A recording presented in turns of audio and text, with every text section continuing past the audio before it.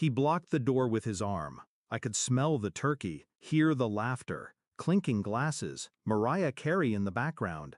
But all I saw was him, my son, standing between me and the family table, with that look I used to reserve for strangers asking for favors. "You're not our family anymore," he said. Behind him, his wife laughed. Not loud, not obvious, just a soft, smug curl of her lip. Enough. Enough to confirm what I already knew. I didn't speak, just nodded. Then I turned around, got in my car, shut the door, dialed one number. The line rang once. "Go ahead," I said. 5 minutes later, the guests stood up from the table and left. Not one glance back, not one word, just the scrape of chairs, the sound of doors opening, coats sliding on, then silence.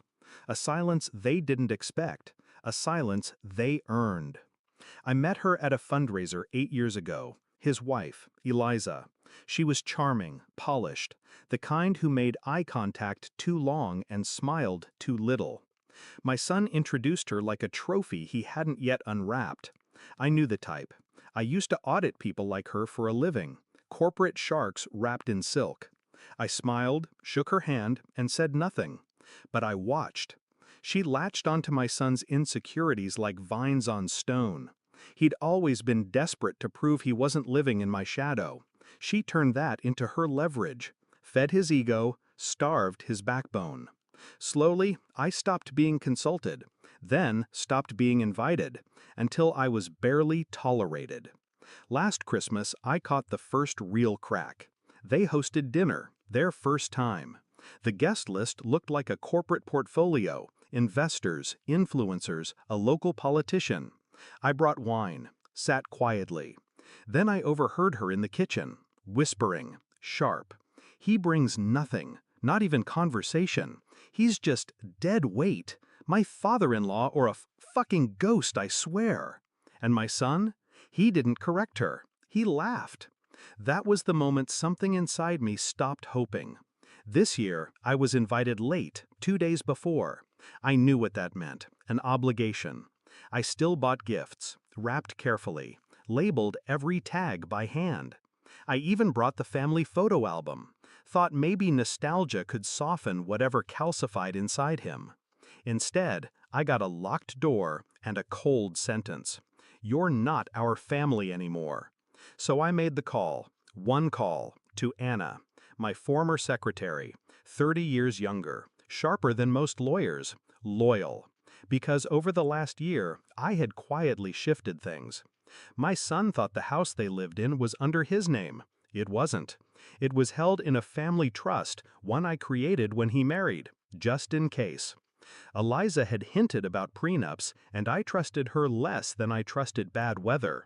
Their cars? Leased through a shell company I owned. Utilities? Paid from my accounts. Even the guest list for tonight? I'd built it. Every person at that table, every smiling guest, had a favor from me, a promotion, a donation, a connection. They were there because I had asked them to be. So when Anna sent the pre-written message from my number, they understood. "Leave now, quietly, no drama. We're done here." And they obeyed. I don't know how long they stood in that silence. I imagine Eliza fuming.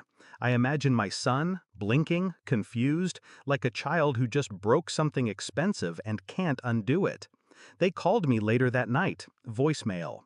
"Dad, what's going on? Everyone left. Eliza says, 'Look, can we talk?'" Then a second one. "You're being dramatic. This isn't how you solve things." And finally, a third. "I need to know, are we cut off?" Yes. The fallout took a week. I revoked the trust. They had 30 days to vacate the house. The leased cars were collected within 48 hours. Eliza tried to play nice, called me dad again, sent cookies. I mailed them back. I didn't scream. I didn't curse. I didn't beg for respect. I just ended the game with quiet, clinical precision. People think revenge is about anger. It's not. Anger burns fast and leaves smoke. Revenge, real revenge, is cool. Still, it waits. I waited. I gave him chances, years of them. He let someone chip away at his soul, and when it was gone, he looked at me like I was the extra piece. So I removed myself from the board. Then I took the board with me. Do I miss him? No. I miss the version of him that hugged me at graduations and cried when his mother died. But that boy's gone. What remains is a man who mistook kindness for weakness and thought blood meant forever. But respect? Respect is earned, and I owe him nothing now. Christmas looks different this year, quieter, but peaceful, because for the first time I didn't sit at a table wondering what I did wrong. I sat at my own table, knowing exactly what I did right, and I slept well.